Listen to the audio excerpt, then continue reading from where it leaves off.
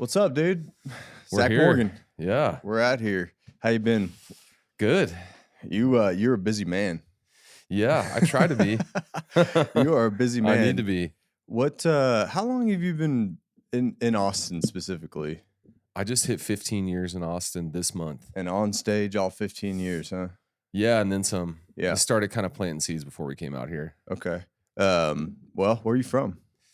I born in Shreveport, Louisiana, grew up in suburb of Dallas, Coppell, just like right by the airport. Yeah. Don't really have much memory of Louisiana. I was like there till I was kindergarten. So okay.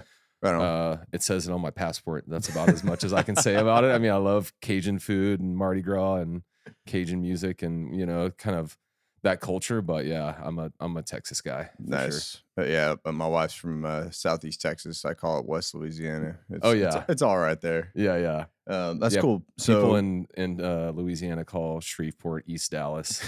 they don't really claim it up there. It's different. Yeah. And so went to Texas A&M. So how was that going to A&M? I know you studied what was your degree? Ag something? Ag econ. Yeah. Economics. Yeah. You know, policy and economic analysis. Hey man, look at me. I mean, whatever works, right?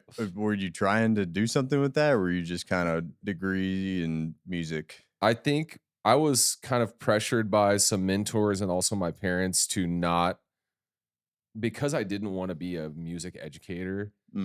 For me personally, like there's not a huge motivation to study music in college if you're not trying to be an educator or like a orchestral performer or something, you know. Gotcha. So I was kind of encouraged to pursue something more business focused if I did want to do music, because those skills are really helpful. Absolutely. And I was resistant at first, and then I was like, yeah, that actually sounds like a good idea. So I just wanted to end up at A&M. I went to UTSA for a year. Oh, nice. Just to get out of town. I didn't really know what I wanted to do. I knew I didn't want to be in DFW. Yeah.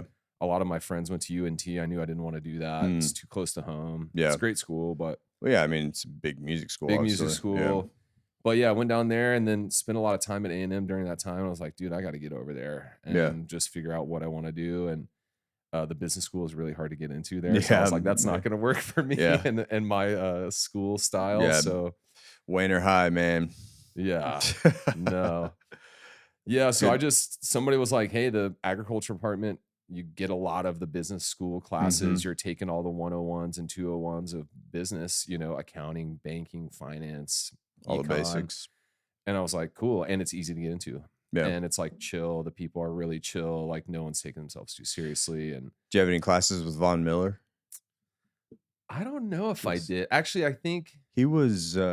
We were there at the same time, but I don't know if we had classes together. What was he? I did have a couple classes with a bunch of football players, like, you know, recreational turf management. That was like a legendary football player class. I love those ag classes that are, you know, like they have a Texas barbecue class now. Yeah, nice. But it's just like everybody who doesn't know A&M laughs at those, but like to me that sounds so much like A&M. And the people that turf management course was kind of dope, actually. I bet, it's like you don't think about it, but it was cool. I learned a lot, and a lot of that I mean, there's some stuff I don't use at all, like animal science, and you know, like some of that stuff it didn't really transfer, but I think for me it worked out because I have a thing that a lot of musicians unfortunately don't have, which is like a business mindset and that kind of like analytical brain. Like so many musicians are just so creative brained, which is great, but like it really hampers them when it comes to like running your own business, which is what being a musician is. Exactly. You hit the nail on the head. You are literally the CEO of your own business. Yeah.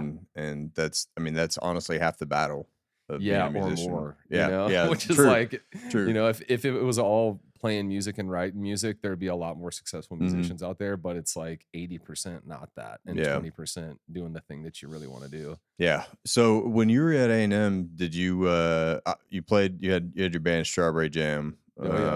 Man, God, I was probably a sophomore or junior, like really trying to figure out who the music scene was. And, you know, there was MSC Town Hall back in the day and all that.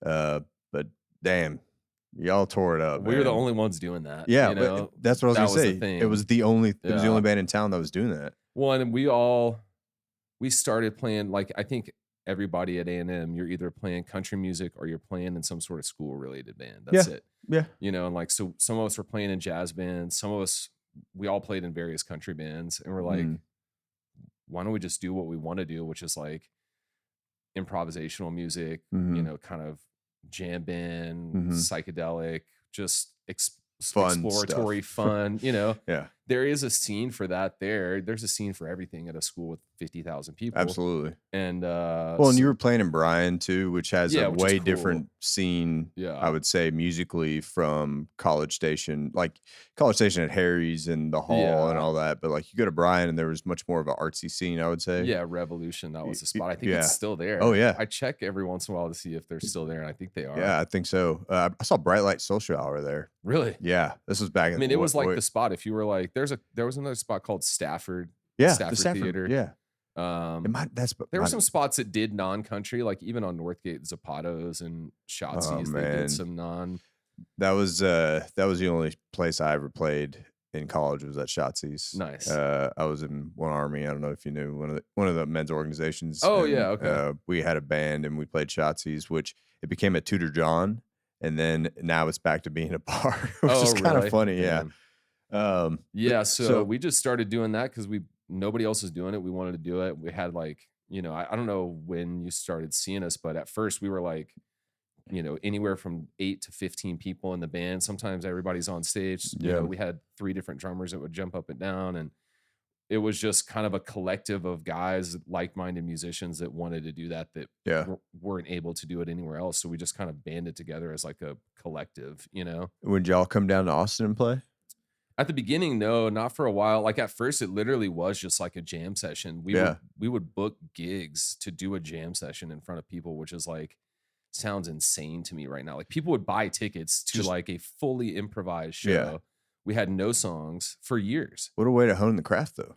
Yeah, I mean, we did get there eventually, but it was looking back and I'm like, why were people buying tickets to this? You know, but we had kind of created this whole like culture around the band, and it was like finally all the weirdos and hippies and the long hairs and tie-dye people got to hang out with people like them. They knew that if they went to this show on this night, there was going to be a bunch of people like them there, which at A&M, there wasn't a lot of spots where you could do that. You know, you would see a tie-dye guy walking on campus, you'd be like, hey, what's up? Yeah, dude? yeah. Good to see you. It's just different. I mean, it's just a different culture. And obviously no shade. Love my Aggies. Oh yeah. I had a great time there. I think people are shocked to find out that I went to A&M. I'm like, dude, I had the best experience, you know, like it's a super friendly school. Like it is, you know, it has a reputation for certain things, and like those probably are true to some degree, but also like there's all walks of life at A&M. Every race, culture, everything you can think of is at a school like that, because it is so big. It's a big public university, and I had a great experience there. I wouldn't trade it for anything else. I wouldn't have made it through college if I went to UT or somewhere, you know, in a town like this. I just you'd done. Yeah. That, and I knew that's why I didn't end up coming here. That's a good perspective. I mean, you would have had a lot more distractions, but you were still able to achieve what you wanted to. And I got here as soon as I could. Yeah. That was kind of the goal the whole time. Man, what a segue. So so you graduated from A&M, rolled down to Austin. Were you with Strawberry Jam at the time, or did that kind of dissipate after school? We moved here together. Okay, cool. Yeah, we all graduated pretty much at the same time. One of our bass player was still in college, and he stayed at A&M and then later dropped out and moved to Austin. Just didn't want to do school anymore. Oh, wow. So we were still playing together with him at the time. And then he like now has a really successful career in construction and all this stuff. Nice. So he was just didn't want to do it anymore. Yeah. And Yeah. I think we were part of the catalyst for that, but I think he just realized it wasn't for him. Yeah. But yeah, the rest of the band moved here together. We had already been coming out to Austin playing shows. There was a couple times where we rented buses from College Station and bussed people to Austin for a show. And like, you know, they bought, you know, we were kind of like hustlers, you know, we were always doing it was something creative different. So like we sold tickets to a show in Austin to people in College Station, and we got them on a bus. We bought beer for them. They bussed all the way to Austin, you know, 2-hour drive. That's or whatever. Genius, man. That's genius. And so we were and then coming to Austin, these guys were like, oh wow, these guys are selling 75 tickets. I've never heard of them before. Yeah. You know, and like, it's 60 of our friends that we bussed over with free beer from College Station. That's so genius. And so we were kind of like making inroads at a couple spots in town. And met some promoters Okay. at the time that were like doing stuff and liked the vibe. And so a few of us lived in a house together. We all moved out here and just started hustling it, for several years when we first Damn. got here. What venues were y'all frequenting at that time? Uh, the tiniest bar in Texas was one we played at a Oh few yeah. times, which that was like one of my first shows in Austin, which is hilarious because it literally is like the bar is I half mean, the size of this room. right. Yeah. Yeah. The stage is, not bad. Mm-hmm. We played a couple like defunct 6th Street venues. Mm. I can't even remember what they're called at this point. We got in kind of early at like Antone's, like, probably quicker than we should have just because we had started meeting the right people. And That's what it's so we about, played at man. Antone's. I played at 3 different Antone's locations. We played a bunch when it was at Lavaca and Fifth. Okay. Yeah. That was my first encounter with them. Okay. So we're playing a lot there. We played Saxon Pub. I mean, we're kind of just all over. Yeah. And in the early days, which was, it's sort of tough. We didn't do the 6th Street grind like a lot of bands have to. Yeah. We kind of dodged it because we had established ourselves as a band. We came over. We had made good impressions on a few venues, and then opened the doors from there. Everybody has a different path, man. Yeah, and for that sure. 6th Street grind is a real thing. I was hanging out with Nico last night, and we went over to friends, and he, every time I talk to him, he just gives me more insight on that scene. Yeah, there's a whole bubble that's happening at that bar. Yeah, which is really cool. Pretty and unbelievable. Some, like, shredders coming out of there too, for sure. Well, and it just in general, just like you mentioned, the 6th Street grind, that's a tough way to do it. But your story and your journey was just different. Yeah, and we still got to do it for fun. Like we would play some of the spots. We played the Parish when it was on 6th Street a lot, not necessarily just Strawberry Jam, but a lot of the bands that I played with in the early days here. Yeah. And then Strawberry Jam, we kind of just had felt like we had done it right. We were established before we got here. We had a mission. We got here pretty quick, and then kickstarted an album and cut a record and played a bunch, and then it kind of just fizzled out after a little while. And we all, one of the guys didn't really want to play music anymore, and one of the guys had to move out of town, and so we kind of all just went our different ways. But it helped all of us kind of lay the groundwork of our music careers in Austin, whether we kept going or not, which was cool to see. And then, a lot of us are still really close to this day. Like we talk almost every day. So what other bands were you part of outside of, and you always keys, or were you playing sax? Strawberry Jam was playing sax and guitar too. Okay. When I got to Austin, I really wanted to do all 3. Yeah. And then I realized quickly guitar was out of the question because there's so many good guitar players in Austin, and I was fine. Dude, I hear that story a lot, man. Yeah, it's just competition is stiff, and like that's great. I think that helps everyone out. But for me, I was like, okay, I have a better chance at sax and keys. So I started picking up sax gigs, and I was like, yeah, I don't really want to do that either. I think keys is the thing for me. So I kind of just dropped both of them and just only focused on keys really from then out. Both from a like passion and also just from an opportunity. Like I was always approaching it with like career mindset of like, where is the niche? Where is the need? Like keyboardists in Austin are always in demand. You talk to anybody that plays keys that's hustling, they are as busy as they want to be. They're just so in demand on keys. It's great. And we all feed each other. There's this community of keyboard players that like, we all just feed each other gigs, and somebody calls us, usually we're booked, but hey, here's 5 other numbers I can give you of guys that I endorse that play like me similarly that I think can do the gig that you're asking me about. That is the Austin music scene in a nutshell, man. Just musicians helping musicians. I mean, way better than I do, but that's just a perfect example of everybody else's court. For sure. On everybody else's team. And we all feed each other. So it's like, we're all winning. We're not competing. Right. There's way more than enough for all of us to eat. And I think that was what early on I saw that on keys. Like you tell someone you're a keyboardist and like their eyes would light up. They're like, oh wow, the rare bird in Austin, That's cool.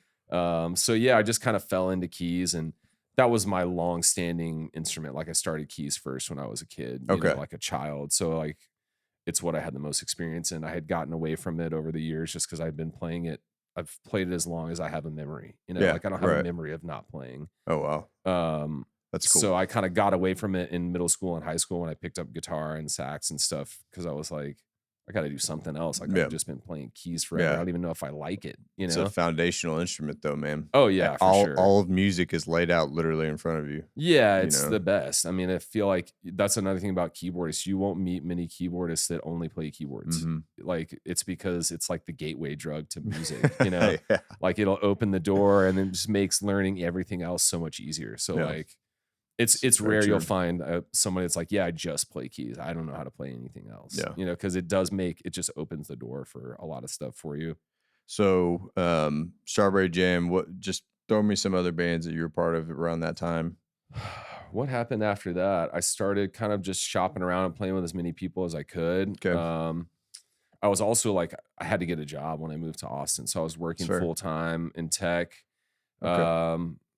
And then what did I do? So I was in Strawberry Jam until 2012, probably. Okay.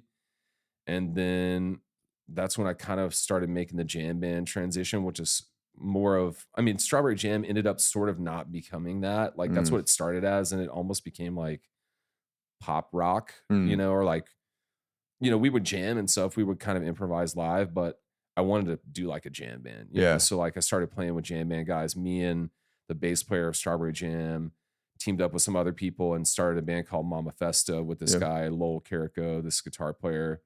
And that was kind of the next big project that like we invested a lot of time and effort into. It was original jam band, like Southern rock. Nice.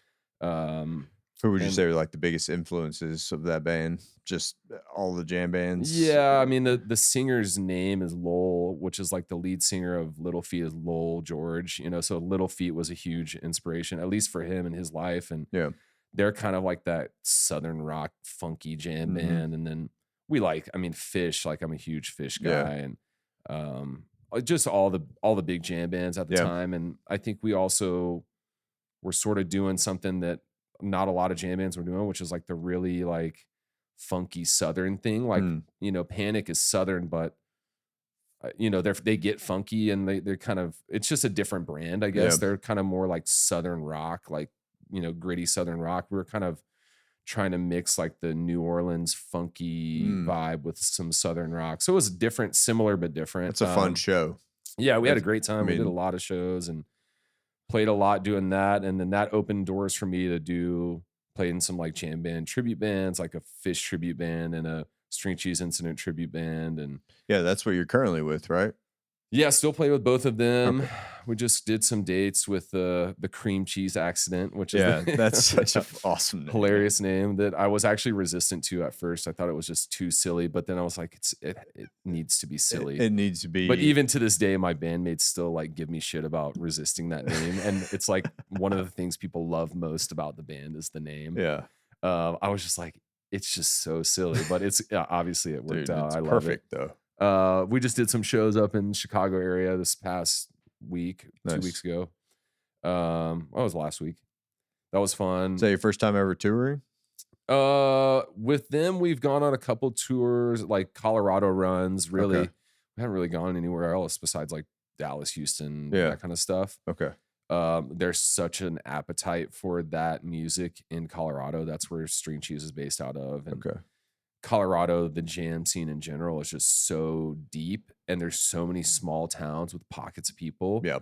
Like it's tough for bands in Texas. I mean, country bands is a little different because you can go to all the small towns and play. Oh yeah. But like most any other genre, like you have trouble not playing, just anywhere besides Austin, Houston, San Antonio, Dallas. And really not even really San Antonio, depending on what your vibe is, unless you're like a metal band. Yeah, metal, or I mean, San Antonio has a pretty solid country scene, or but that's a good point. I mean, the hill country obviously is known for what it's known for. It's just country, but if you're in any kind of subgenre of Southern rock, like you said, jam band, funk, I never really thought of it that way. That getting out of Austin or getting out of really the major cities in Texas is probably pretty hard.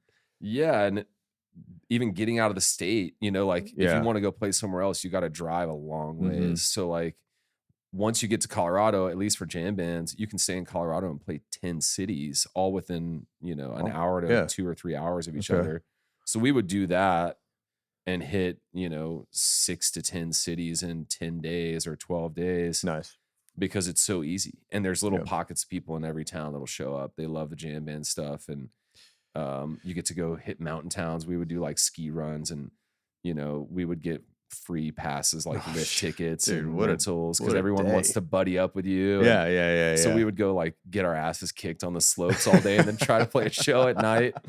And we had one tour where our bass player broke his ankle snowboarding, Oh shit. like in the middle of the tour, or like really towards the front of it. Oh god. Just fully sent it off the edge of a mountain, like a cliff, and just ate it hard.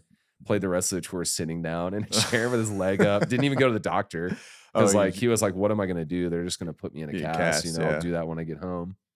Damn. So yeah, that was an experience. But we've done a bunch of like ski town runs and Denver runs and stuff like that. And with the live one, we've done, you know, runs up to Chicago and then southeast runs, like from here to Florida, then up the East Coast to like North Carolina and then back. Since Billy Strings has really come on the scene with the whole bluegrass, jamgrass situation, I mean, that's always been a genre, but obviously that dude has just taken it to the next level. Have you seen a better attendance? And I'll be the first to admit that I was never a jam band guy. I saw Fish at Bonnaroo just because I happened to be at Bonnaroo, not because I was like going to see Fish. What year was that? 2012. Oh, okay. It was awesome. It was I saw Fish. him at 09 in Bonnaroo. Nice. Yeah. Bonnaroo was a time. It was Fish, Radiohead, and Chili Peppers. Oh, sick. Great. I mean, Gary Clark was like on the side stage. Nice. Like, it was awesome. But so yeah, I never really was into jam bands. And when I talked with Grady Ray, I was talking about the same thing about how Billy Strings specifically is just taking that whole genre of jamgrass, the jam band scene, and just, in my opinion, elevated it to another level. So I don't Definitely. know if I mean, as far as a bluegrass scene, there wasn't a bluegrass scene period. before. I mean, there was, but it was like the underground thing. They weren't like, opening for Metallica at Lollapalooza. Yeah. It's just you know, it's just. I mean, he's selling out arenas and stuff now. Yeah. So I think for the jam band scene, he's probably helped it some, like more than zero. But for the bluegrass scene, I mean, it's insane because there's these bands that, you know, people would never have heard of, especially on a national level, where people have this really strong appetite for bluegrass, especially the jammy stuff. And now people are looking out everywhere for it. And really even traditional bluegrass, not even the jammy stuff, people are more into than they've ever been. Dude, so bought a flat top, like I'm all in. Nice. You know, it's great. I mean, learning. It's roots music. It makes you feel good. Yeah, it's absolutely. And just learning all because like it's kind of backwards. Like you learn, you listen to blues and you listen to rock. And then once I started listening to more bluegrass, I hear so much of what current musicians are doing with like really old school bluegrass tunes. Oh, for sure. And it's just like, damn, like and I'm a big blues guy. And so I respect the origins of things and I really love them. And so, it's great, man. I was just curious. He's awesome. Did you catch him when he was at radio? Did you hear about that? No, I heard about it, man. That was awesome. Yeah, we went, I don't know, a couple weeks ago. It's my first time ever going to Bluegrass Night at radio. It's it's a great cool time. Deal. Yeah, I saw him at Moody Center. Moody, thank you. It was great. Yeah, he puts on a crazy show, and it just gets better and better every time you see him. Yeah. He just hired a new lighting designer that was like kind of the guy besides Fish's guy in the jam band scene. The other guy was this guy Saxton Waller. Okay. And he was with Sound Tribe Sector 9, STS9 forever. He retired from being an LD because he was just burnt out, but he was like legendary in the game. Well, Billy Strings just got him out of retirement. First time in 10 years he's worked. And so like, that's gonna be nuts. It's just next level stuff, you know? Yeah. But I mean, he's on another level, and he's kind of lifted that whole scene and the jam band scene to some degree too. But yeah, it's just crazy to see. No one would have ever thought that it would have gone that way. You know, he's been around for a while and he was always impressing everybody, but no one thought it was going to go to arenas, you know? So do you have any solo work that you do? Do you write music? I write music. I've never released solo stuff. Okay. I am like, I'm a collaborator. Yeah. I like, like I co-wrote most of the Mama Festa stuff, or at least helped arrange a lot of Okay. that stuff. I co-write with a lot of people, Eddie Robbins, who I know like you Yeah. talk with Grady about. Yeah. Midnight Snack, which is like one of my current projects, like pop R&B project. I write with those guys. I've always just been someone like lyrically, I've just never been a lyricist at all. Mm. It's never been of interest to me. I Do you just even don't. you don't even have a mic when you're on stage? I'll sing if I need to. Okay. Yeah, I'll sing backups. Like I can sing harmonies. Yeah, I yeah, mean, yeah. I'll sing leads too with like some of the tribute bands. I have to sing lead. Sure. I got you. But yeah, just writing lyrics is something that never scratched an itch for me. So Yeah. like, I'm cool. I like helping people like sound stuff out, or like, if they're chunking through some ideas, I'm down to help. But Yeah. for me, I was always like, I like when songwriters that I'm working with bring me like a really bare bones idea with like a basic chord structure, and then we help like make it sparkle. Just layer and layer and layer. Yeah, like spice up the progression or like the arrangement, or kind of help your melodies match the progression, or like kind of you could sing me a melody and I can write you a progression. Like I'm more on the music side of the songwriting. So I've never released stuff under my own name just because I'm always collaborating with people, but I've co-written a lot of stuff over the years with like a wide range from country to pop and funk and sort of everywhere in between. Anything like that's on the radio today or anything out there? I mean, you're playing with all those folks, but in terms of your songwriting, yeah, I don't know. co-writing, I mean, it's probably some stuff like I know I've done some stuff with this local group called the Vapor Caves, and they get like local play. Yeah. They do like it's R&B, but it's like it's a duo. And it's like they're partners. It's like I don't think they're married. Maybe they're married. Sorry, Andrew, if you're married, I can't remember. But they're longtime partners. It's Andrew Thagard and Yadira Brown, and it's a producer and a singer, and they're like amazing. And they both kind of had their individual things, and then they got together and made this project, and it's just like really badass, like fusion R&B electronic. Yeah.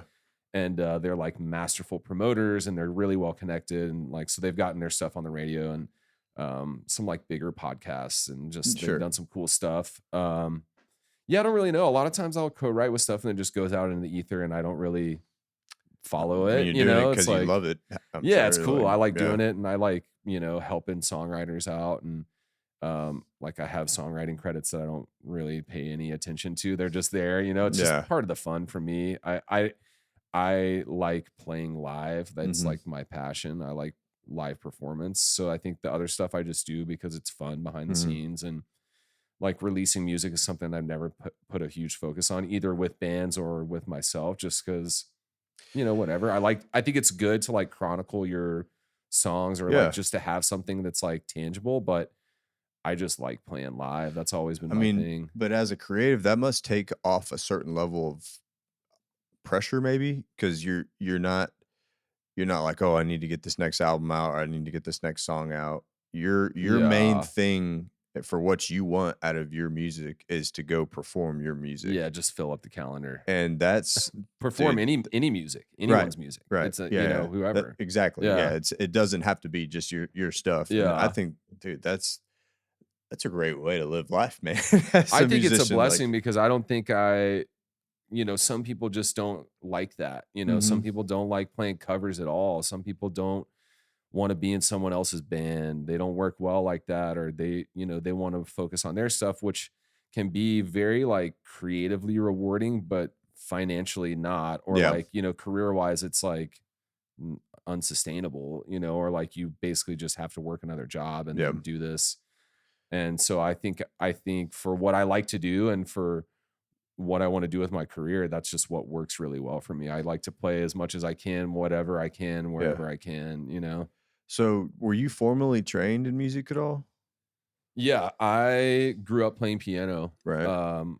But piano you took lessons? Yeah, yeah. Okay. Like the traditional, I feel like wearing a bow tie, playing like 9 years old. I don't know that I had to dress up. I don't have memories of dressing up. I probably had to like, put on like a button up shirt or something. But yeah, I feel like my era of musician was like the last pre-YouTube era. So Mhm. like maybe one of the last, like, you had to do the traditional route of Yeah. learning if you wanted to learn, which is like take piano lessons or go to the local music school and do that, which I know people still go to music schools, obviously, but Yeah. there wasn't a really easy self-starter method back then like Yeah. there is now. So like I grew up taking piano lessons with a piano teacher every week for years and years and years, was forced to do that, didn't really have a choice, which was, I liked it. And then it got to a point where there was weeks I didn't want to do it, whatever. My parents were really good at staying on me about it, which is You're like young. super thankful that they were, you Yeah. know?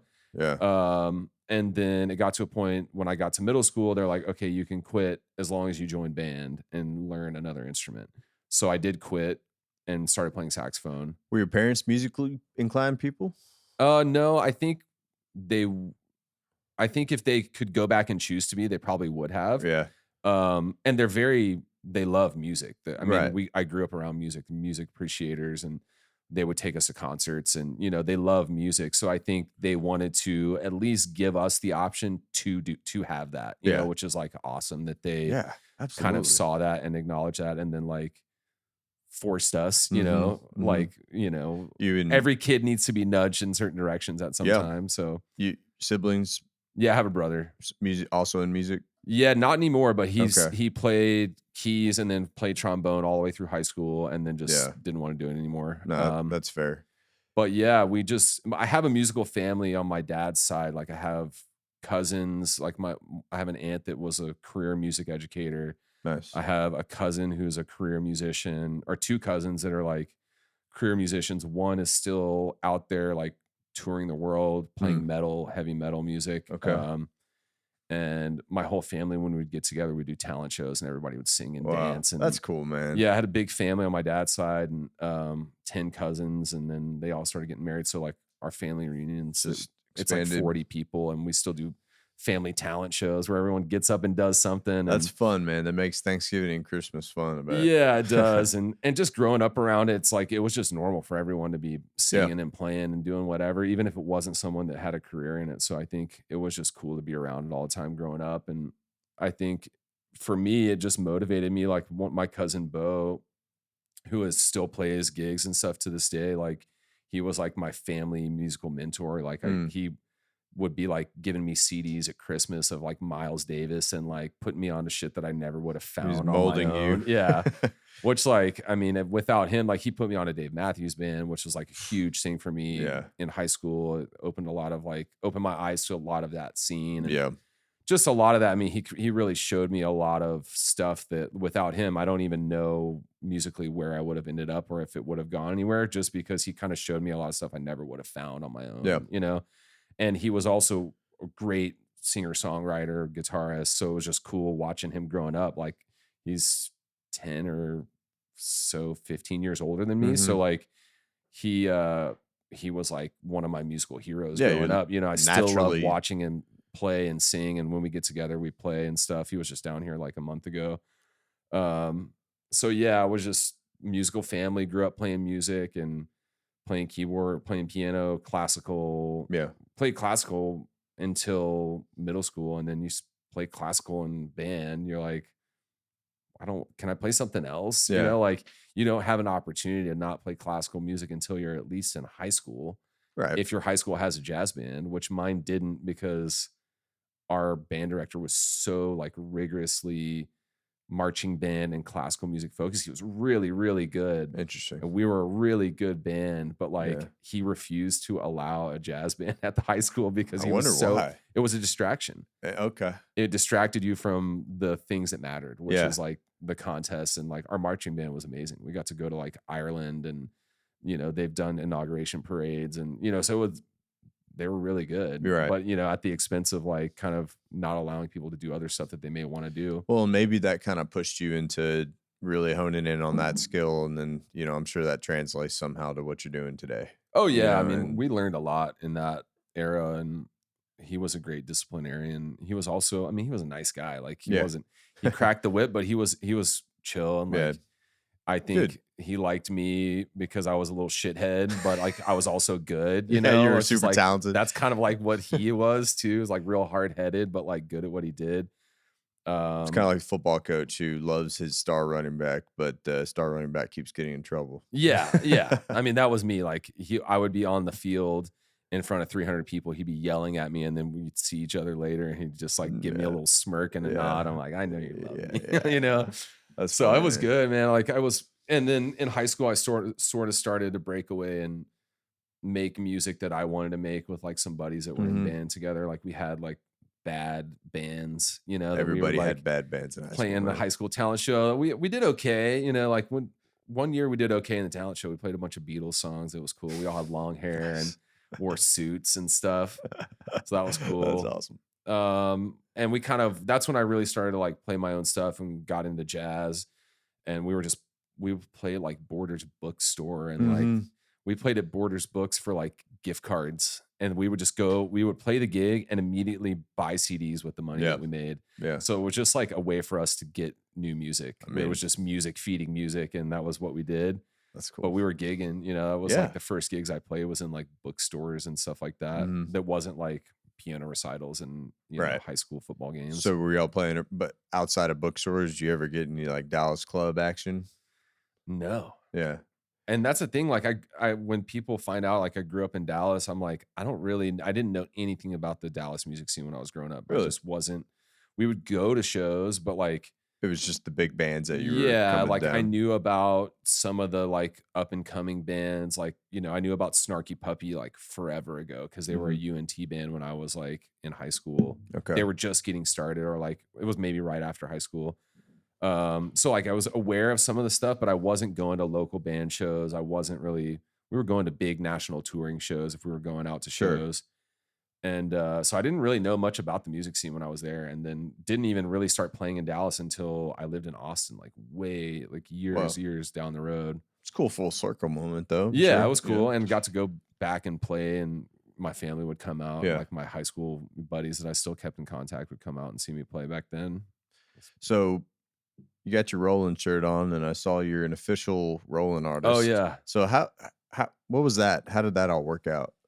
Man, to be honest, I really wanted this keyboard that they had just released. They had just released this keyboard called the Roland Juno X. And I've always loved Roland products. I've played them forever.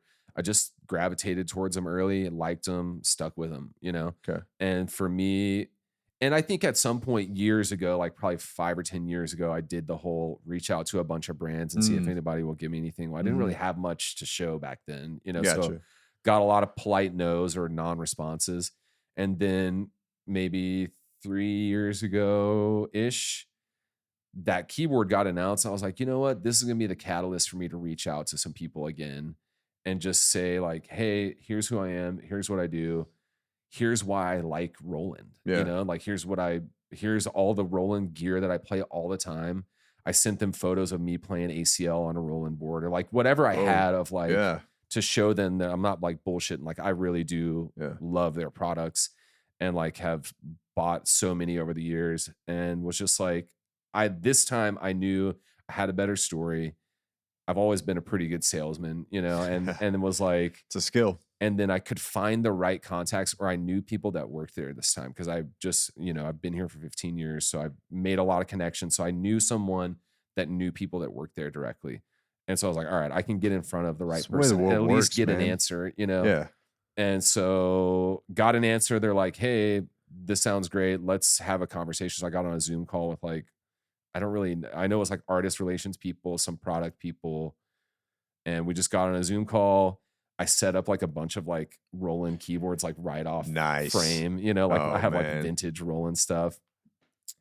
Conversation went well. And it was just like, you know, it was pretty informal. Like it wasn't really anything crazy. They're like, just let us know what you need. We'll hook you up, you know, as much as we can. They've, you know, helped me out sourcing gear when I've been out of town a few times for like backline stuff. And I went to their office in Nashville one time when I was out there. I got to like check out some of their studio there and stuff, and super cool people and been great to work with. And anytime I see something that I want, I'll hit them up and they'll just like help me out as much as they can with it. And so I bought a lot of cool gear since I've had the partnership with them. And then like, also like I've always kind of put on for them. Like I always liked their stuff. I've always gigged with it, and it just kind of gives me that extra kind of like narrative of like, I really do love their gear. I support them. They support me. Like they're a good company, you know? And so it's just been cool. And it was all a catalyst of like, they released a keyboard that I really wanted to get that was really expensive. And I was like, let me see if I can get a discount on this. Well, I mean, but that was a very natural thing for you because, like you said, you didn't have to pretend like you were just looking for a brand partner. You were literally using, like, you had the technical knowledge to bring to them to say, this is what I do. Yeah. This is how I represent you guys. For sure. There's no reason why they wouldn't jump on that. Yeah. And I knew that there's a couple guys in town that had deals with them and, you know, other guys with other brands. So I'm like, there's local musicians in Austin that are doing the same thing at the same level that I am that have them. So might as well, you know, shoot my shot again. Yeah. And that time it hit, you know, which was great. And then I bought the keyboard immediately. Like I was like, hey, can I get like whatever y'all can do? Like help me out with this. So like, do you help with product development at all? No, I have like given them feedback on stuff, and like they did an event in Austin recently. They just like announced this new like kind of flagship model keyboard, and they were doing a showcase of it. So I went out there, met some of the product people and some of the sales people that I'd never met before, and was just talking to them about the new one they had launched. I had just bought another new one and was just telling them about my experience with that. So like, you know, it's a little bit here and there, but it's mostly just like, if I need something, I'll hit them up and they'll help me out. And they've given me like, they have this like amazing cloud platform for like soft sounds for like when you're working in the studio, like plugins. Okay. Like they gave me like the ultimate access to their plugins. And like, so for me now, when I'm at someone else's studio, I can log into my account and like show them all this really cool shit that they gave me access to. So like I know a bunch of producer homies that now are like using these plugins because they gave me access. So it's like, you know, what they're doing is working, you know? Absolutely. And it's a good investment for them to, you know, put on somebody that's out there representing them in especially such a musically like saturated market here. Do you know Zeely Black Lack? Yeah. He's also, and I don't want to mislabel it, but I'll call him a sponsored by Roland or Roland I saw him artist. in a video recently of theirs. I think he went out to NAMM and did some stuff with them in LA or wherever it is, San Diego, LA. It's dope. Yeah. I don't really, I've met him a few times over the years and you've done some jams with him, but I don't really know him that well. Really good dude. Yeah. So getting into Austin music specifically, obviously we've kind of touched on it, but I mean, hell, you've been in the scene forever. Your most recent show at Antone's, it might not have been your most recent, but I saw you had a show with Grayson Turner. Oh yeah, over at Antone's. Yep. What was the story behind that? That was a Fish pre-party. Okay. Yeah, so Fish was coming to town the next 2 nights, and like a huge thing in the Fish world is like after parties. Just it's like this whole culture around any city they go to. There's so many things happening when they're in town. They hadn't been to Austin in like 8 years or something. Really? Like it had been a long time. They skip Austin a lot. They skip Texas a lot. And so I knew when they came, everybody was going to be wanting to do after shows. So I'm like, you know what? I Fish scene is so weird. We had gotten rumors through just like the back channels in the Fish world that they were coming to Austin on these dates. Those rumors ended up being true. But before they were confirmed, I reached out to venues like Antone's and a few others to put holds down on dates. Nice. So that I was like the first guy in Austin with holds on these dates for Fish related things. Whoa, because I had gotten the rumors. I'm like, there's no harm in putting holds down at venues. No. And so I hit up Antone's. I was like, hey, give me these 3 nights. I'll let you guys know which one I end up wanting, but I want to do at least one show when Fish is in town. And then the shows get announced. Everybody starts announcing all their after shows. I was like, you know what? I'm going to do a pre-show, pre-party kind of, they call it night 0 in the jam band world. So not like night 1, it's like the pre-party night 0. I see. So I'm going to do a night 0 party and just did a super jam with some people, played a bunch of different jam band stuff, and then hit up Grayson just because I've been playing a bunch with him lately through the private band company that we both play with called Moon Tower Entertainment. Yeah. And he's amazing. He's awesome. Like killer voice, super nice guy, great songwriter, hustler, man. Yeah. And I always try to put on people that I think, you know, deserve it and like are hustling. And he was a guy that I was like, dude, and he has like a solid following. He's got a good crew of people he plays with. And I'm like, I'll see if he can do it. He ended up pulling out of a gig that like paid more money and was like, because he wanted to do this. He wanted to play at Antone's, and he made it happen. It was awesome. It was really cool to like see him there. I think it was his first time playing there. He was really hyped to do it. So he's on a cool trajectory and he's really like hustling and cranking out singles once a month. He's one of the few people, anybody I talk to in Austin, they're like, if it's not if, but when, he's just going to blow. You know? He's great. He's definitely riding the right wave as far as like the style of music and stuff that he's doing too. That's like a really popular thing. And yeah, you're right. Nice guy, you know, he's just got he's like kind of a total package guy. He's got a good head on his shoulders, you know, and I like working with him. We've had fun doing the private gigs together, so I knew that it would be fun to like play a public show together like that. Who else was on the bill? It was just us two, and then like the band that I did, we did like a 2+ hour set because we were doing jam band songs. So like, you know, we were letting them ride. So yeah, it was cool. It was just us two, and I think that was in June. And then I got another, like, I call those like Zack Morgan and friends. That's kind of been my like solo thing, which is just like, I want to play a show, whether it's like for that, like I knew I want to play a show when Fish was in town. All right. What style of music do I want to play? I want to do jam band shit. Okay. So now who do I want to call to be in the band? Because this is the vibe I'm going for. So then I'll like pull together all these different people, some that may be from that background, some that are like not at all. Like I had my buddy that's like an amazing R&B singer named Abeo that never has listened to the Grateful Dead ever or Fish. And I got him singing a Grateful Dead song and it was amazing. It was like you heard this song for the first time again because you've never heard someone that can sing it so well sing it, and you're just like, whoa, you know, this like just puts a totally different spin on this music. So it's fun to do those projects because I just throw together a lineup for one night. Sometimes it's people that I've never met before. We sometimes do a rehearsal. We sometimes don't do a rehearsal. We just like create on stage together, and it's been a lot of fun, you know? I mean, that's another level of artistic freedom that you have with your expertise and your experience in the scene to be able to literally curate your own sound depending on what you're going for. I mean, it's nice to be able to be flexible like that because it opens a lot of doors for opportunities, whether it's like Antone's will hit me up for an opening slot for a funk band. I'm like, all right, cool. I'll put together a funk band, you know, because they know we have a good rapport together and they know that I've sold tickets, you know, for my own shows there, and it's not going to be the same people. It's always going to be cool and different, and like it's going to fit the vibe. So it's been a cool thing to do, and we've done corporate stuff. We've done weddings with it. We've done, you know, public shows. We've done frat parties. We've kind of just done whatever, you know, and kind of just cater the vibe to that. And we got one coming up next week for my birthday show. And it's just going to be whoever, like I have like a core group, and then I just invited a bunch of other musician homies just to come out and see what happens. But it's going to be labeled under Zack Morgan and Friends. Cool. It's at Still Austin. It'll be my first time down there. They have like an Antone stage. It's a cool stage. I went down there and checked it out the other day. It's dope. They just built a cover for the whole thing too. That's what I heard. Nice. We, with my company, we do, it's corporate gig, but we do a show out there, and then I saw Nether Hour not too long out there on a Sunday.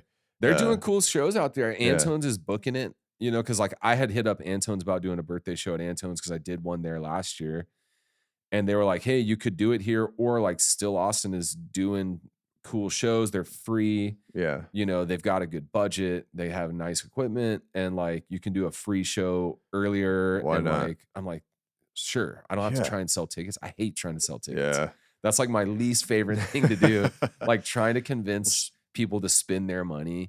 Like I just don't like to do that. Like I would prefer to play all free shows if I could, you know? Really? Because I just want to play and have people be there, you know? Like that's the fun part. So like making money is great, obviously, but well, I was going to ask, so how does that work from a business aspect? When I'm playing public shows, they're usually not like money focused for me because I make most of like 90% of my money in the private sector of music. So like, so you're building your brand with these shows, and it's just fun. And having fun. It's mostly just fun and like, getting my name out there, but like, I don't really have a huge goal for getting my name out there. Like I just do it for fun and like meet more people and play a fun show at a, you know, wherever we are. So like, obviously I try to get money and pay the musicians and like, Sure. I'm always getting paid. I'm not like playing bad public shows. Like I'm always making sure that it's worth my time and effort and the people that I'm bringing out are getting paid and they're happy. But yeah, selling tickets is the worst. I hate doing it. Yeah. I just like really don't like it at all. Well, and that just goes to kind of the way you've positioned yourself to within the scene and your music. And, again, going back to you're not trying to push Zack Morgan, this album, this new single that I just put out, Yeah. and here's this song, and you've just created your own way, man. And Yeah, that's I've always just tried to make it about like the event, yeah, whether it's like a one-off show or like the boat parties or like whatever the event is. We've always just that's kind of more. I have this concept that I still haven't really fully wrapped my head around how to explain it, but like music as like a service versus music as like a product. Like everyone's trying to sell you music, the product, like whether it's the CDs or the streams or right. the tickets. Like I'm trying to sell you like the service of like providing a music experience wherever this thing is. I see. And so like it may not be you having to buy tickets to go to this show, or it may not be like in a traditional sense, like it may be a boat party. Yeah. Like that's, you could look at it as a product, but like I think it's like an experience more, Yeah. it's like a little bit different than just like a transaction of product.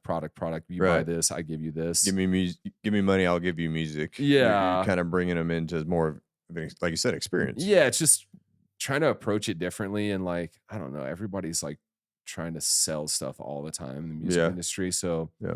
and I think for me too, like focusing on the private stuff, like you're providing music as a service to those private events. Like they're not hiring you because you're like a creative artist, like blah, blah, blah, Right. like they're hiring you because they want the experience of music at their event. And like a lot of times it doesn't necessarily matter who it is, as long as you're hitting the vibe and you're professional and like whatever, so like a lot of musicians don't like it because can be soulless like that. But like at the same time, it helps me think of this like business of music. Like these people that have a lot of money want the service of music at their thing, just like they want a bar service, they want a photographer service, they want all of these things as part of their event. Yeah. I want to provide this service to them, you know? I was talking to whenever I had Katrina Kane on, she was telling me, whenever she plays corporate gigs, the big thing for them is like they really want the Austin vibe to be brought for sure.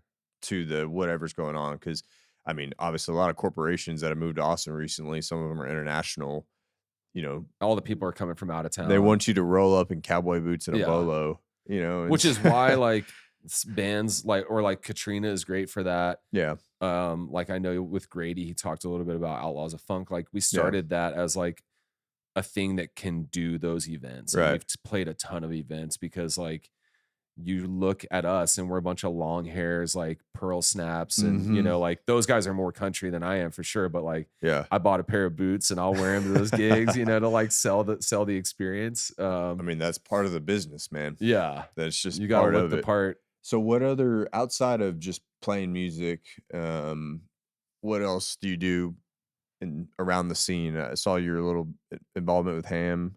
Yeah, I'm on Ham's musician advisory committee, which is like their like musician board, basically. Nice. Always been a huge like Ham advocate, just because I benefit so much from them, and so many musicians do. And so I've always just done whatever I can to support them, whether it's playing gigs for them or doing the fundraising for them. Yeah. Good. So that was always just a no-brainer for me. And then they started this committee, so now like I'm on that kind of advisory panel for them. And we do like maybe bi-monthly or quarterly meetings. We just had one, just helping them out with like getting them a different perspective, because all of their employees, for the most part, I mean, I think there may be like one or two professional like musicians in their crew, but it's mostly music lovers and people like me. Yeah.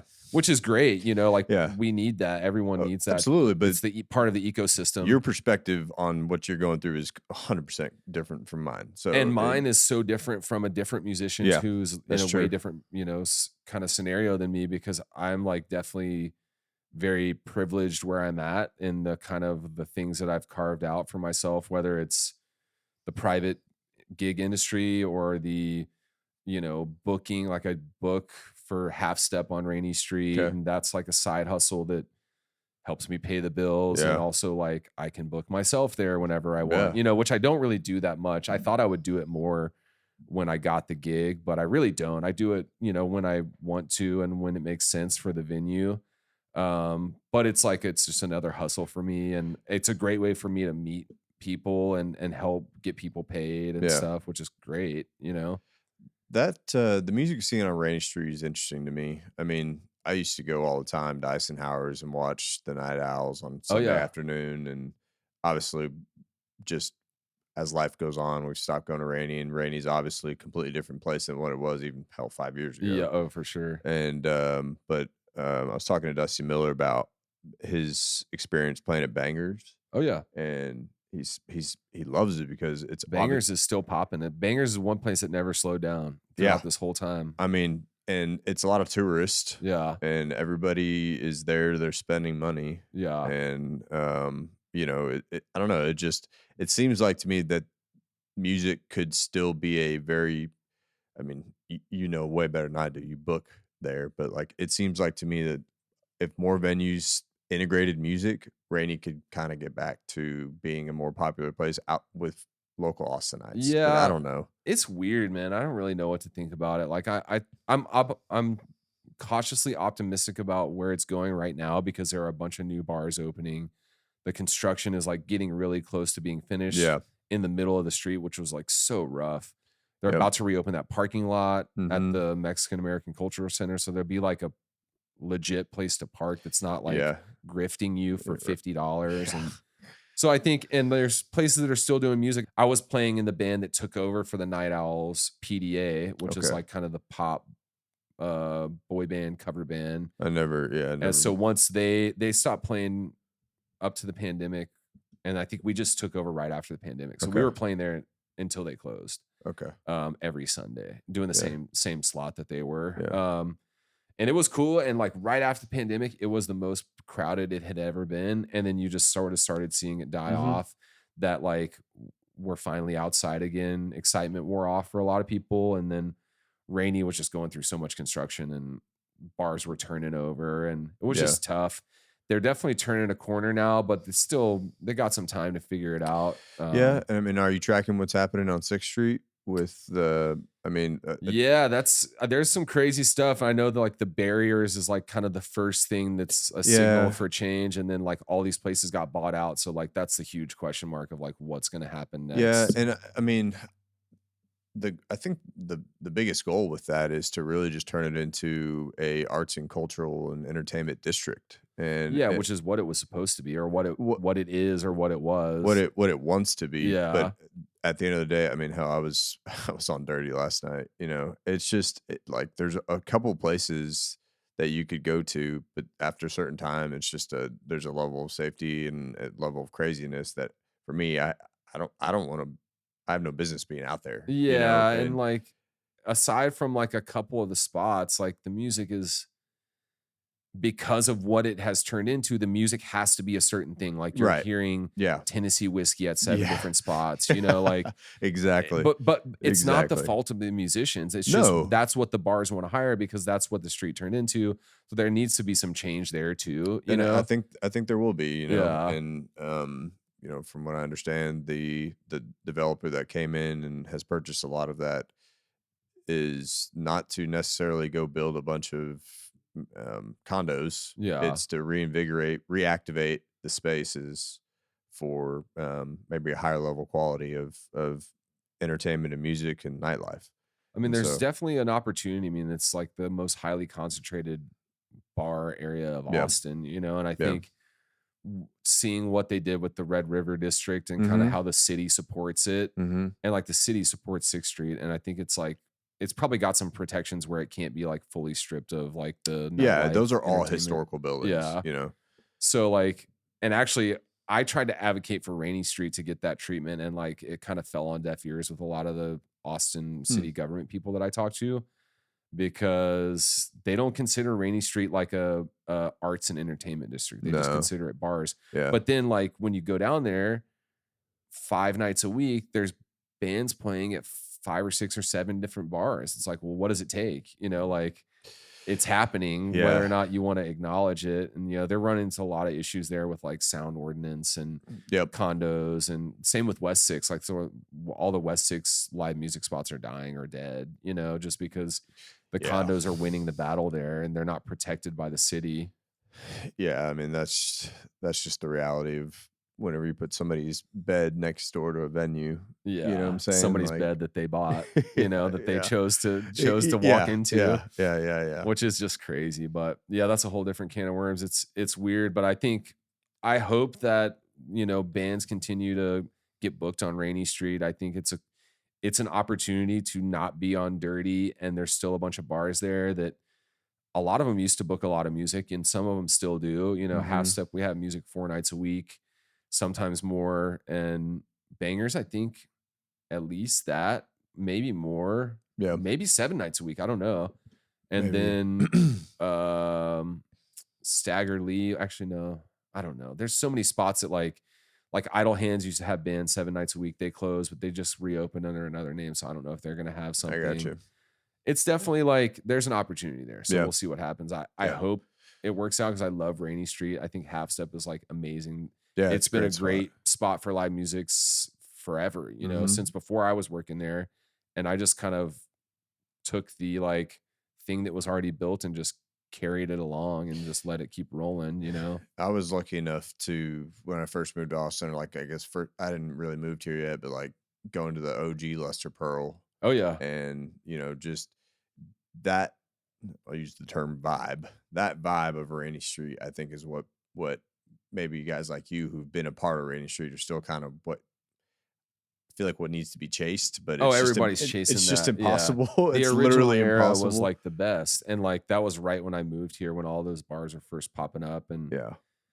yeah, it was crazy. I mean, I do think, like Bridget Dunlap, who is like the Luster Pearl owner, she's like heavily invested in Rainy. She's still there, Mm. and like some of the OGs of Rainy, like that own the land and stuff, they're still there. They still believe that there's a chance to make it work. Like I'm pretty sure Bridget Dunlap is opening a music venue in one of the new condos on Rainy, Mm. like a brand new, Yeah. like supposed to be a music venue. So we'll Yeah. see if that happens. That would be really cool. I mean, everybody's got to play in the same sandbox, man. Yeah. At the end of the day, those are the people that are going to the shows and buying the drinks and Yeah. paying the bills, and so there's a give and take to be had. And yeah, no, but I'm with you. I hope that it can continue to be something that musicians want to play at and people want to go watch music at. Yeah, it's a great street. There's a lot of cool stuff going on. A lot of those bars have been there for a long time. Mhm. Some of them are brand new, but a lot of them aren't. And Yeah. they have been there, and they're been around a lot longer than some of the spots on Red River or Dirty or West. Yeah. So, and So especially longer than almost every spot on East. yeah, It's oh like yeah, oh my god, yeah, for sure. I mean, those are. I mean, some of them are older, but my point is like in terms of popularity and how yeah, it's like crazy. like all those condos right by Cisco's and everything. I mean, Yeah. that's literally 5-7 years ago. There was nothing. And It's crazy. And like the one thing you'll notice on like almost all those East bars is none of them are live music focused. right, There's like Revelry, which has got music like 3 or 4 nights a week. Vegas. Yeah, Hotel Vegas, which has been there a long time. Mm-hmm. As far as new spots, the Austin Garden Inn, they're doing music, which is cool. They Yeah. have 2 stages, and they're really music focused, which is cool. Yeah.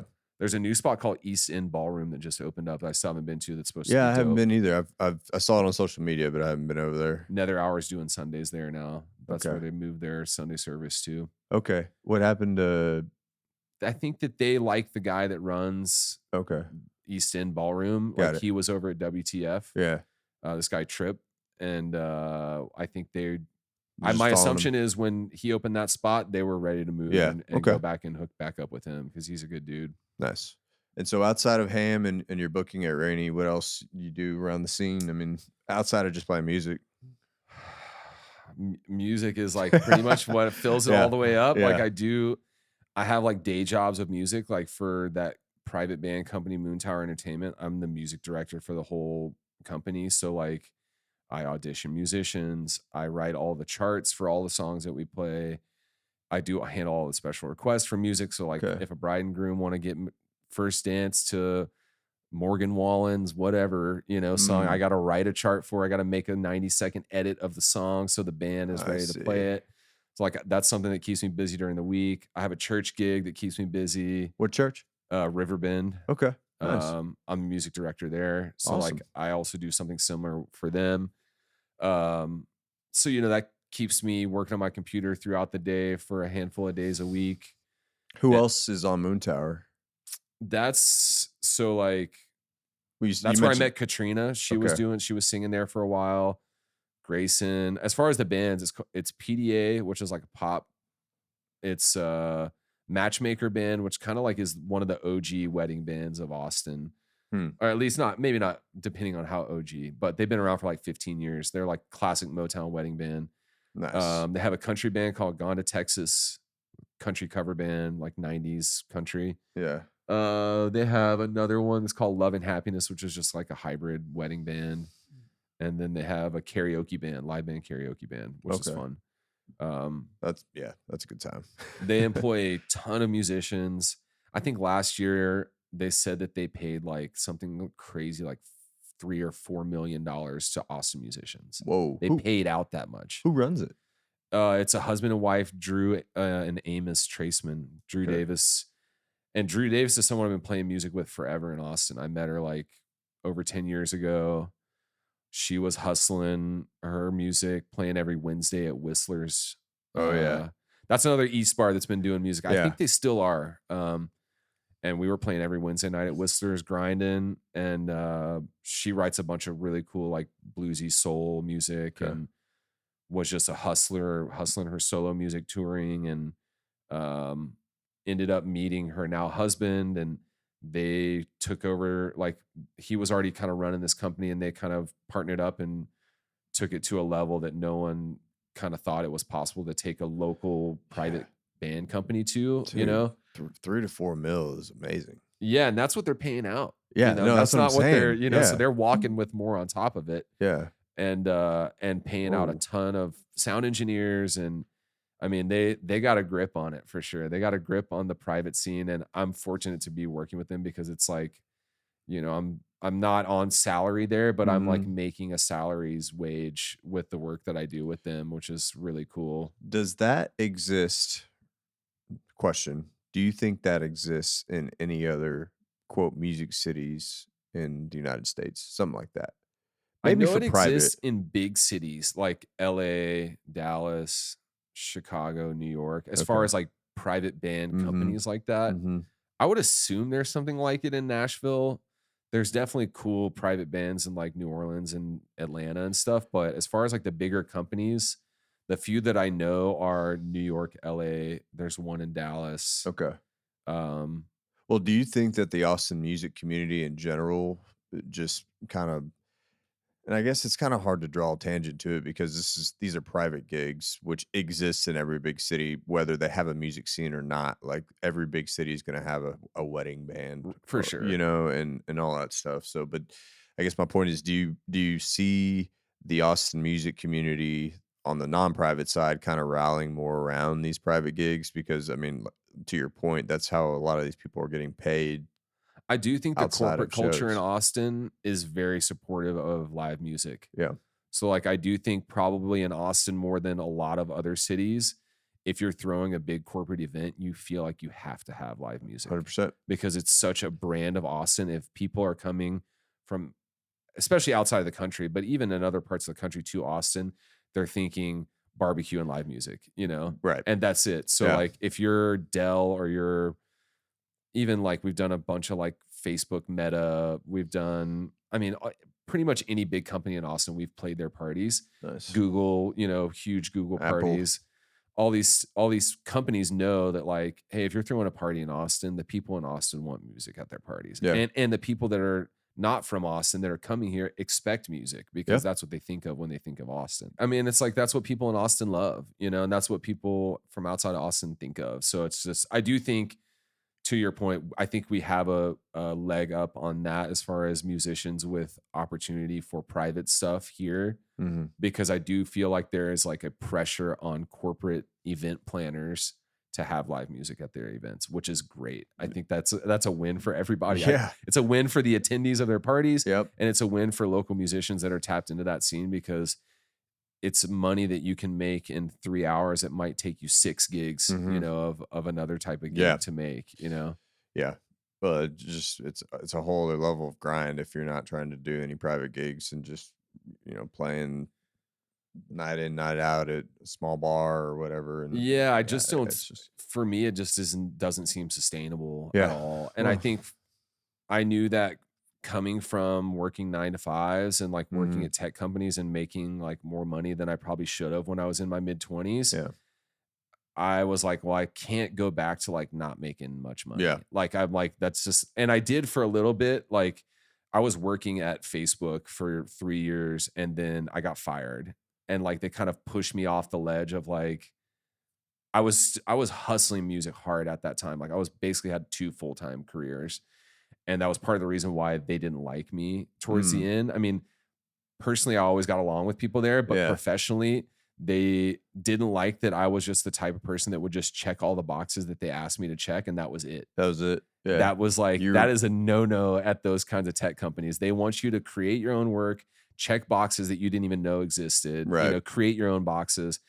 And we didn't see eye to eye on that. And I'm like, I will do all the work that you want me to do, that you tell me to do, and not a lick more, because I'm not going to make myself work harder, you know? Well, and that's fair. I mean, that, like, for me, I'm in the corporate world, and you're right. You got to create your own boxes to check. Yeah. But if that wasn't your whole thing, you wanted to play music. Yeah. And that, you know, and so you were doing your job. You weren't slacking, but at the end of the day, it was like, this is where my head's at. This is and where they my knew that. And at. I think that they kind of, in a way, I think they were trying to do me a favor, and they kind of pushed me off the cliff into the like, am I going to do this on my own? They fired me, but they gave me severance for some reason, because I think they liked me, you know, which is like, you're not really supposed to do that. So they're like, on the way out the door, they cut me like a fat check. And I'm like, all right, there's my safety net, you know, and I had saved up money too, because I was living pretty frugally and making good money at the time. And so they pushed me off the cliff, and like, I had a safety net, and I was like, all right, let's just try this out. Check it out. And I knew that like, if it was going to work for me, I needed to still be able to live the comfortable life that I like to live. I like to go travel. I like to eat good food. Like, I don't like, you know, I can't be a starving artist. I knew that. I learned that early on about myself, that like, it just wasn't for me, you know, and I wanted to work hard and make money and live a life that I like, you know. So you had your goals, man, and there's nothing wrong with tailoring your life and your expertise and your professionalism to checking your goals. And I mean, I don't know if you have kids or anything, but no, you know, but hopefully soon. But that's the thing. It's like, you had different goals in life, and you're just focusing on what was important to you. And I don't see how anybody could fault you for that, you know? Yeah, I think, and to tie it back to what we were saying earlier, I think for me, I saw the only way to achieve that is to get involved in the private scene of music, especially because like, I like to travel to play music, but I don't want to be like grinding on tour all the time. I like my dog. I like my wife. I like my house. I like Austin, you know, not in that order, if you listen. I'm going to get grilled for that one. Yeah. Well, but I mean, yeah, I'm just like, I like my home. I like everything about Austin and my life here. And I knew that if I wanted to be able to live most of my days in Austin, I needed to get involved in the private scene. I needed to be playing as much as I could in town and making as much money per gig, and not just like grinding as many gigs for, you know, little amounts at a time. So when you meet other musicians around town and they ask you for advice, what do you give them? Just depends on where they're at. You know, I think brand new musician, just getting into town, want to get into the, you know, just figuring it out. Just meet as many people as you can. Yeah. Go to any open jams that you know, go see bands that you think are awesome, local bands, and meet people at the shows. A lot of times it's a bunch of musicians in the crowd. Mm-hmm. I mean, the only way to like really get plugged in is just to meet as many musicians as you can. Go shake a hand, man. Yeah. Go to the shows, Like, go to the weeknight shows yeah. where it's like really badass local bands. Mm-hmm. Like if you go to Tuesday night at Seaboys when Groove Line Horns is playing, it's like 80% musicians in the crowd. And it's just like, that's a great way to go meet as many people as are plugged into the scene as you can. And I think go see We the Homies at Thursdays at oh yeah, Continental Gallery. Same crew, yeah.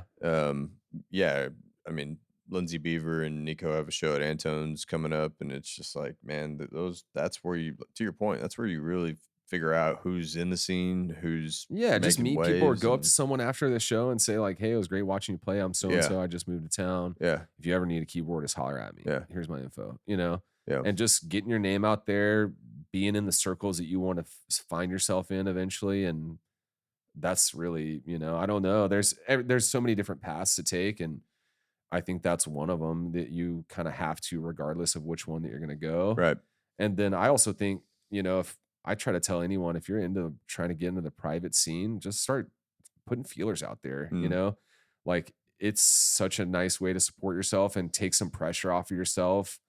I'm a huge advocate of the private gig world just because I make my living like private gigging. Like you said, it takes pressure. Because at the end of the day, I think what happens to a lot of musicians, and this is from a non-musician standpoint, but talking to musicians and understanding kind of what you have to go through as a musician, is the pressure that you put on yourself to make a living out. If you're just playing music and you're just gigging, and you know, if you're not playing private gigs, or you haven't found a way to get a steady stream of income, that is an insurmountable amount of pressure. And your art suffers 100%. Like I can't imagine trying to do it. Yeah. Like, and it's just like I said, I'm like fortunate to not have gone that route, and it was by my own choice. Like I just didn't want to. I didn't allow myself to go that way. But I feel for my homies that do that, because it is got to be tough, you know, and like people are hustling every way that they can. Like I got a homie named Trey that's in a band called Blue Tongue, and like he hustles like salsas, and you know, he sells his own hot sauce at shows. Like he's just grinding, and it's awesome. Like he is hustling as hard as he can. He produces different records for people. Like I've worked on sessions with him, and he's a guy that is like, I think he's full-time music. I don't know that he does a lot of private stuff, but he is doing everything he can and hustling in so many different ways to make it work. And it's like respect. I think that's sick. And I think it's cool to see that, you know, people that can find different ways to grind like that, because a lot of people can't really figure out other ways to generate revenue. Like if you're only playing, that's tough, dude. It's tough. And like, you're not making money on streams. You're not making money, and people really aren't buying merch and CDs and stuff like they used to. So that's tough. So like, if you're not selling tickets, and it's like sometimes you can find spots that do good guarantees and make money that way, but it's tough out there if that's what your hustle is. And I think for the people like Grayson, you know, he works too, I think, but I think he's also hustling the private scene and helping fund his other stuff with that. Yeah, you know, I was taking introduced. The pressure off of that. My coworker had him at his wedding, and that's how I met Grayson. Oh, really? Yeah, and then Grayson is actually playing my company's party coming up in October. Oh, sick! So it's just the way. Was it works, the wedding with Love and Happiness? Was that the band that he was singing with? I'm not sure. Her name is Audrey. Okay. They got married. There's an outside chance that I was. Well, no, because I would have seen you there. Were you there? No, I wasn't at the wedding. But yeah, there's an outside chance I might have been there, because I play weddings with Grayson sometimes. Awesome. Yeah. So who else? Well, let me back up. Where have you recorded in town? Like what producers have you worked with in town? I've done stuff at. Gosh, all over. Yeah, Arlen, Orb, man, Arlen, Cedar Creek, Warm Studios is sick. You know Warm Audio? They make like microphones and stuff. They make all kinds of stuff. They're a local company. Warm Audio. They got really popular because they were making really, really, really high quality replica knockoffs, if you will, of like classic microphones that were like a microphone that's $20,000. If you buy the vintage, they were selling for $800. Oh, And wow. like they would do mic shootouts and like the Warm Audio one would win sometimes. Wow, So I'm gonna like look them up. they're sick. Okay, Anytime well, like now they've expanded. They still do mics. They do now some pedals. They do cables. Anyways, they oh, have all a right. sick studio in Cedar Park Okay, that's like pretty new. It's like one of the newest studios around. all right. And all the gear in there is all Warm Audio gear. So Gotcha. that's a really cool spot. I like Orb. I've had good experiences at Orb. I've been to so many places over the years. What It's were you hard to doing at Arlen? Who was that with? what was I doing there? I've been there several times. Yeah. I honestly can't even remember. It's been years. I played a bunch of gigs there too. As far as like studio for like recording, it's almost become like a little bit outdated because it's like almost like a portal of time there. Like it's like they do still have nice gear, but it's almost more of an event space now than it is like a studio. I think they probably split it. Yeah. It's such a great spot. They have really cool gear and they have like a beautiful piano and organ and stuff. I can't remember who I was. It's been a long time since I tracked there. Did you know Cece at A&M? I don't know. So she plays in town, and the only reason it just came to mind, she just had an event at Arlen. Oh, okay. She's like a sommelier, or yeah, I don't in the know, wine maybe. space. Also a musician. Okay. But yeah, she was at A&M the same time we were there. Oh, nice. I was just curious. Yeah. Side note, but no, yeah, Arlen is dope. I think the last couple times I've been there, it's just been for events or playing shows there. I played a South by show there last 2 years ago. That's the only South by event that I go to. Yeah, is at Arlen because the showcase is just it's typically always local. Last time I saw Tessmer was there. I don't know if he's. Oh yeah. I played a couple shows with him actually. He's dope. You played with him? Yeah, man.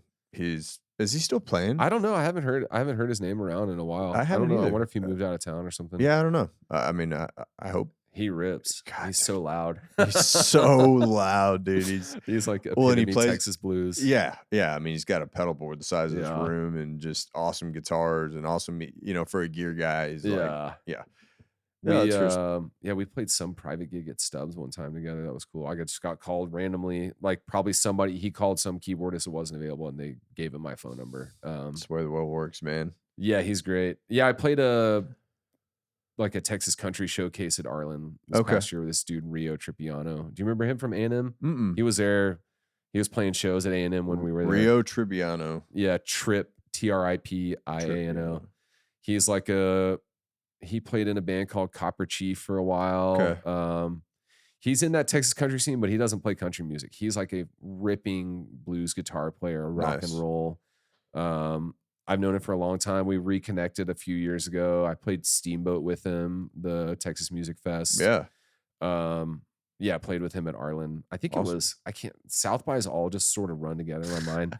It was either this past March or the one before that. I think it was this last year though. How many hours a day do you sleep during South by? I've tried to reel it in during South by over the years. I used to just say yes to every gig because I wanted to see how many I could do. Yeah. But more and more, I just choose the right ones. Like this past year wasn't too crazy. The one before last was really busy. I just got a bunch of cool gigs that I wanted to say yes to. And then I don't go to as many shows as I used to. I used to live at South First in Barton Springs, so I could just walk downtown and ride my bike. Yeah, I used to live right around there too. It's good. Yeah. And then after that, man. I lived in 04, so I was still close. I was like off Lamar. And so it was just easier to get around. And then I got burned out on going. And then also a lot of stuff wasn't happening like it used to. And a lot of the coolest shit is all local bands. And I see them all the time anyways. So like, I do try to go to some local showcase, like the C-Boys showcase is cool that they started a couple years ago. And I don't go too crazy during South by. I try to like year after year, I've tried to reel it in more and just say yes to the right opportunities. And I book a ton of stuff at Half Step during South by. So like that takes up a lot of my time and just overseeing that. So that's been cool. If you've been around, like you said, SoCo Stomp is cool. And a lot of the people that I want to see are pretty much all congregated right there. Yeah, it's like the best lineup of the week usually these days. If I'm not seeing them at Arlen, they're probably playing somewhere like SoCo. And, you know, it's just you have to just pay attention to what genre you really wanna get into that day Yeah. and just stay there. Yeah, and And you don't have just to go downtown. yeah, right. Oh, hell no. Yeah, Yeah, 0 that the desire. SoCo Stomp is dope. They've been doing a good job there. I wanna get on that lineup. And then are you playing or did you play on Charlie Gore's new album? I played on one of the songs Okay, or 2. I think just 1. okay. Yeah. Yeah. I played on He's a 1. good dude, man. Yeah, it I was like all Charlie. remote. We, like, talked I mean, we've obviously know each other. We see each Yeah, other. We bumped into each other at a comedy show in the last year. nice. Um, yeah, that was I think that was maybe the catalyst for that, just seeing each other and, you know, he was kinda getting back into recording Yeah, he's getting back again. into it all. He was Um guest number 1 on Awesome Oh, Music sick. People. That's right. Yeah, I saw that. he's a good dude. Yeah, Charlie, man, that was cool doing that. He was working with Ray Prim, who I've played with Mhm. over the years, and yeah, we did it all remotely just because of his schedule and my schedule, and we got it done. It Yeah. sounded great. Turned out great. So who did you play with at ACL? You mentioned that earlier.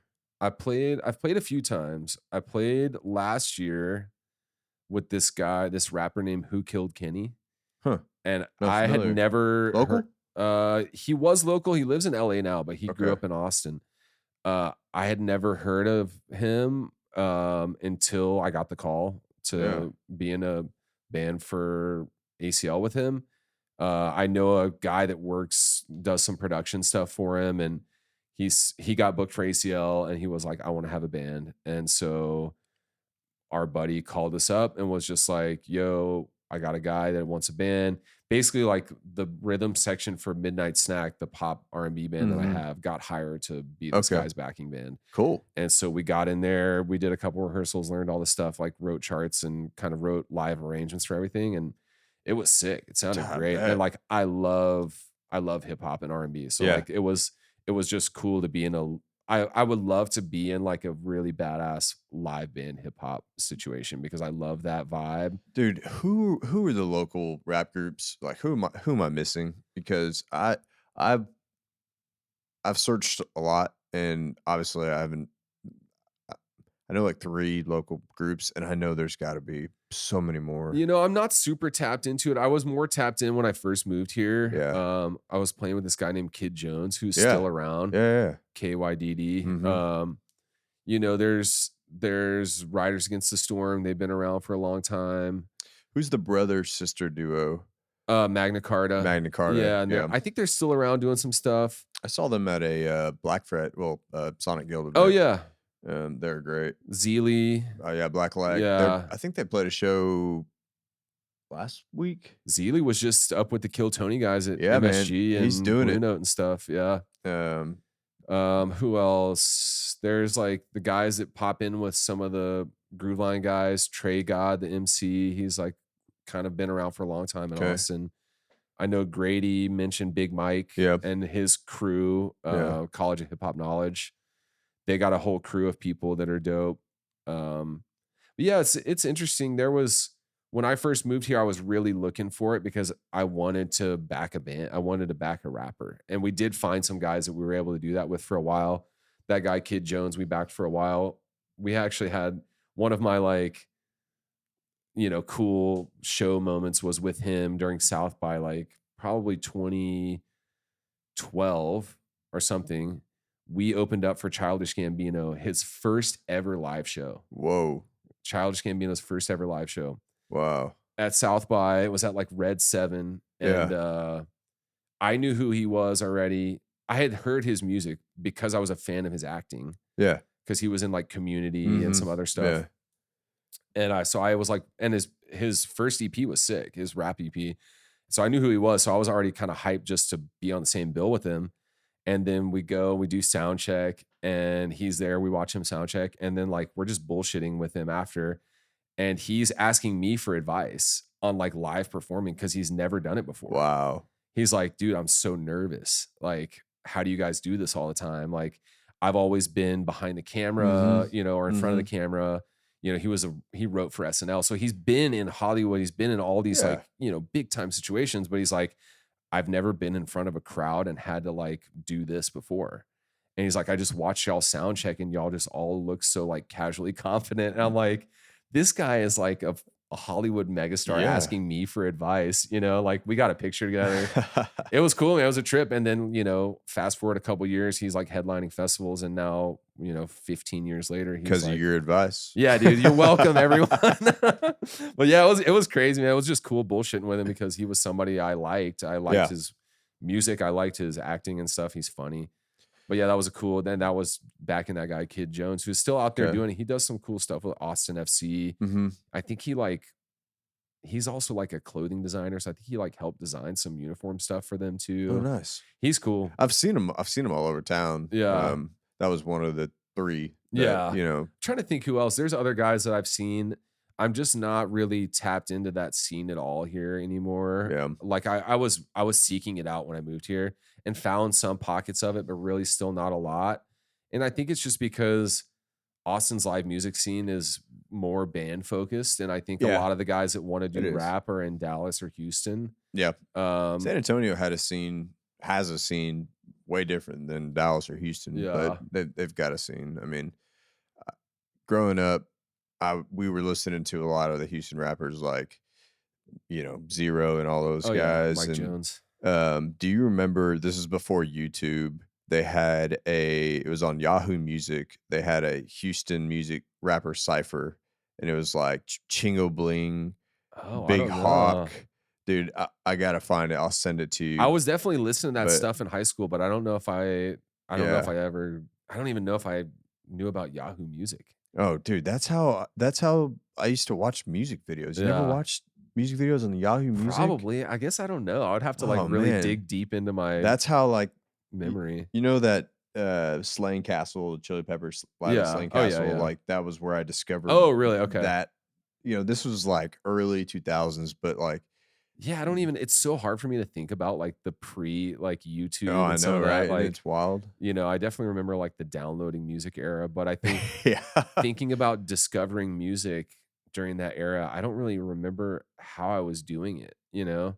Like how I think word of mouth. You had cousins. Yeah, totally. You know, that's what it was. It was like friends had brothers or, you know, I mean, that's how it was for like our parents. I'm like trying to think browsing the internet if I was like even discovering music like that. Like, I don't know that I ever found that. I don't think I knew about that. Well, I don't know.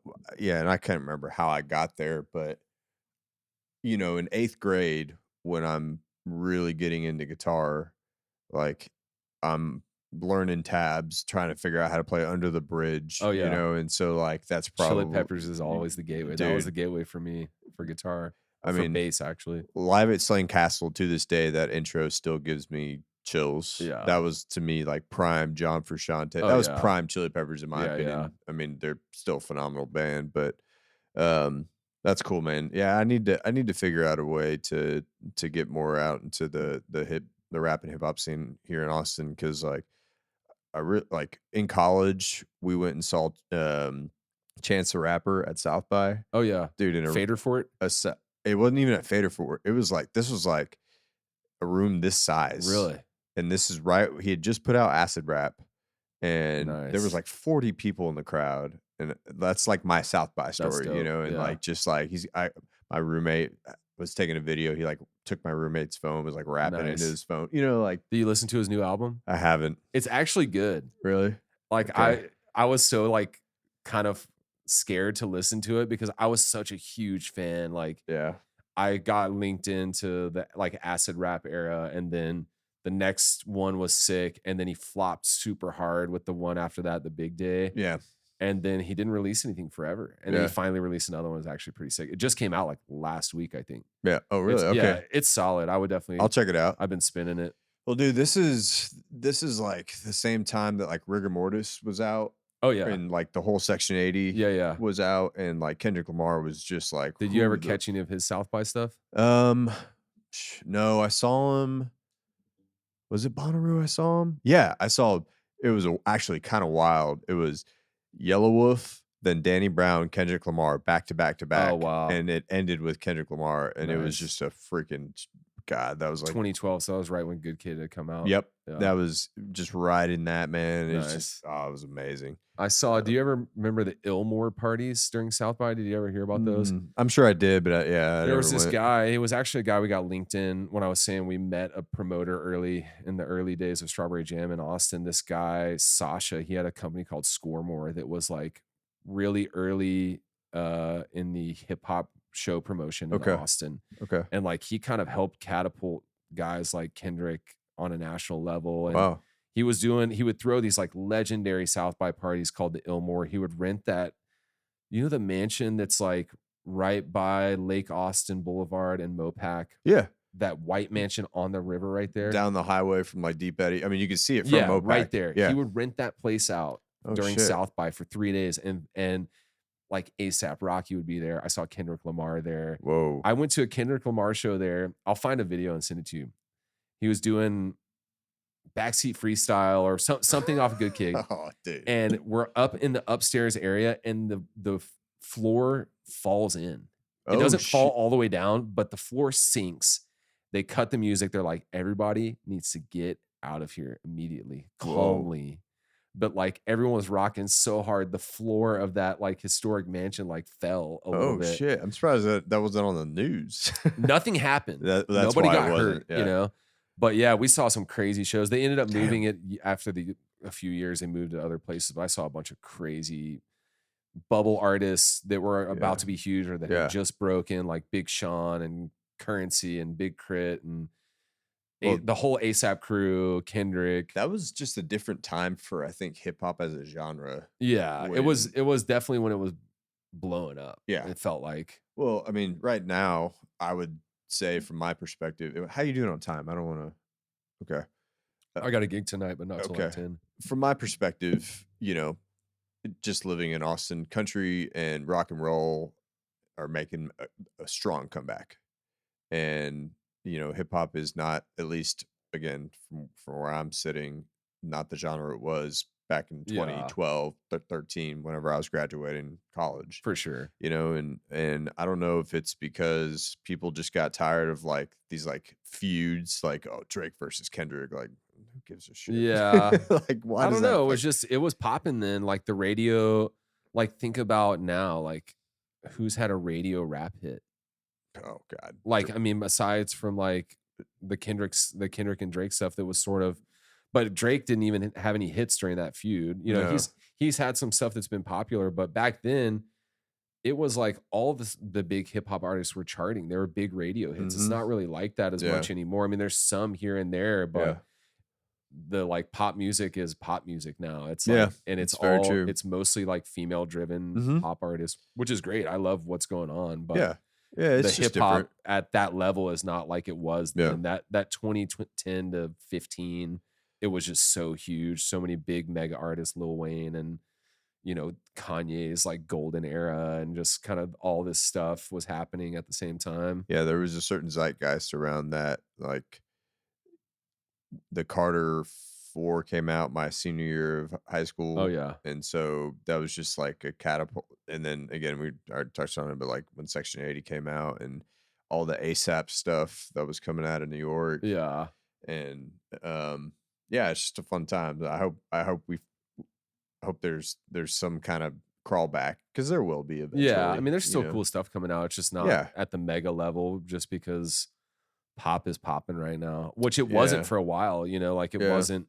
There wasn't any huge mega pop stuff happening for a good period of time, because hip hop was dominating the charts, and now pop country is hitting hard, which is like tough for me to listen to, but I know a lot of people like it. Well, but also non-pop country is doing well too, like Tyler Childers and some of those guys, Sturgill Simpson, and you following this Charlie Crockett? I saw that. It's like I don't even know who Gavin Adcock is. Well, that's the thing. It's like from where I sit, there's really no argument to be had here. I love his music. His music is great. And as far as I went and checked out the other guys, this is like, musically it's not even close, but the who's more country than somebody is like, what are you guys arguing about? It's a funny argument, but like his music is awesome. I've always dug his music, and his whole vibe is just dope. real. Yeah, I think it's just real. I mean, hell, he's from South Texas. He lived a hard life and paid his dues, and there's something to be said about that, and it comes out in his music, and Yeah. that's just And my he opinion. just, yeah, he seems like, I mean, I don't know anything about him, but he seems like a good dude. Yeah, he's an I Austin like guy. his vibe, you know? He's Yeah, an Austin he is, guy, man. yeah, he was definitely putting on for Austin for a while. He was doing some cool shows. Even after he had blown up, he was doing cool shows here, like kind of small Well, time shows. and I think on his latest album, he has a line where he's like, "If you're talking down on Austin, you're talking down on me." Oh, yeah, It's that's like cool. he represents for Texas and Austin in general, Yeah, I man, like which is his great. vibe for sure. That feud is silly. It's I kind of see, I'm not super tapped into the country scene, but I did see that kind yeah, of circulating recently. yeah. Well, I mean, I guess all that shit pays at the end of the day, right? Oh yeah, they're both winning off of it for Yeah, sure. yeah. No, I that's mean, how it it got works. me to listen to Gavin Adcock. I never even heard his name before, but I went Yeah, and go click on a couple I songs. think just pop music in general, just anything that's extremely formulaic, for Yeah. me just doesn't really do it. I get it. I get why they sell so many tickets, and I get why there's such a following, and it's just a very formulaic, business heavy, business driven thing. And for me, I've never been a fan of pop music. I lied. I went to Backstreet Boys concert in second grade, so can't say never. Nice. Would you go see But him at the Sphere? uh, I mean, I've heard honestly, it's sick. I'd probably see anybody at the Sphere. I'd rather see the Dead, but Yeah. I'd I probably caught two Dead shows and a Fish show out damn. there. It's sick. It's amazing. I bet. I mean, I got tickets to see Zac Brown really? out there in December. All right. Damn, that's gonna be Yeah. cool. Yeah. I That'll mean, be that's fun. just a whole. It's just a whole other way of experiencing music, man, and it's just the future. That place is insane. I would say go. I mean, I don't know how many, like right now, I think the only people in rotation are Zac Brown and Backstreet Boys. So you may want to wait. I think the Dead will most likely announce more shows in the spring. What's your take on a guy like John Mayer being a part of the Dead? I feel like that's such a freaking split decision, and I don't understand it. But Did you talk to Grayson about it? He loves it. no, I love it. but I think John Mayer you cannot hate on that man's musical talent and guitar playing abilities. I think almost everyone that's like actually into the Dead came around to it. Not everyone's still, but like when it first came out, most everyone was like, what the fuck is this? Yeah. Like, what are they thinking? Yeah. You know, me as someone who had been a longtime fan of John Mayer through his so many various, vibe switches over the years, I was like, oh, this will be sick. He's a great guitar player. He's got a great voice. And you could tell if you had been paying attention to him at that time when he released that Born and Raised album. Yeah. That was like very Dead. Like there was a lot of Dead-esque stuff happening. You could tell he had been listening to them and studying kind of Jerry Garcia's playing. Yeah. Because he's playing some song, like I can't remember the songs, but there's a few where it's like that's a Jerry Garcia tone and lick that he's doing.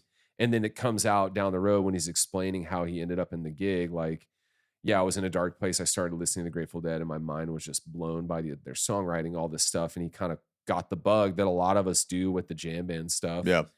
And I think he kills it. I mean, I've seen Dead & Co. I don't even know, a ton, probably 20 times Oh at shit. least. I've yet to check him out. I think he does a really great need job. to. I think he breathes life into the sound. Brings a whole other generation of music Well, fans. yeah, which some people don't like. I think it's cool, Why? See, I never understood It's that just about. old head mentality. I know, but people are weird and cliquish about music in general. Yeah, It's especially in the jam band scene, people are weird about it. But yeah.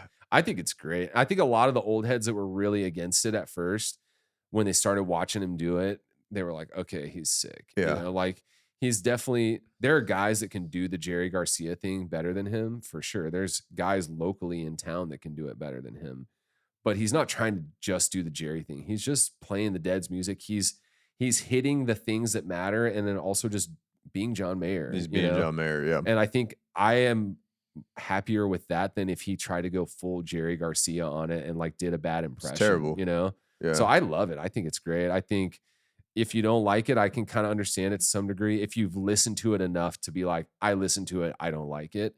But a lot of people just wrote it off and never even listened to it. People have other valid concerns or complaints about Dead and Company and why they don't like it. A lot of it having to do with a lot of the guys are old and they play really slow. Like a lot of people call it dead and slow, and like that is very like it's a fair, assessment. And it is slow, you know, and like I get why people might not like it for that, but that's not John Mayer's fault. If he had his way, he'd be playing it a lot Yeah. faster for sure. Well, I saw that documentary in Bob Weir. That was cool. And I've seen the videos of Billy joining him on stage, and Oh yeah. it's just I just think it's just awesome how it's just kind of come full circle, and they are now a a primetime band for people of our generation that probably I never listened to Grateful Dead growing up. Well, My yeah, parents weren't they've Deadheads, you carried the know. torch and turned a lot of people on that never would have checked it out. And Exactly. I think that's a huge win. You know, like there's always been eras of the Grateful Dead for as long as they were around. You know, Yeah. like even when Jerry Garcia was still alive, they've always had rotating members. The core crew was always there, but some people only like the 70s Dead. Some Yeah. people hate the 80s Dead. And, Yeah. you know, it's just, and then even after Jerry died, between Jerry and John Mayer, there was a lot going on with the Dead. You know, there was all these different projects and they had different people doing the parts and different broken off bands. There's always been something. Some people Yeah. will like it, some people won't like it, you know, but this is the biggest the Dead has been since the Dead, Yeah. you know, since Right. Jerry died. And I think that that's great, you know, for the music and the legacy of them. Yeah.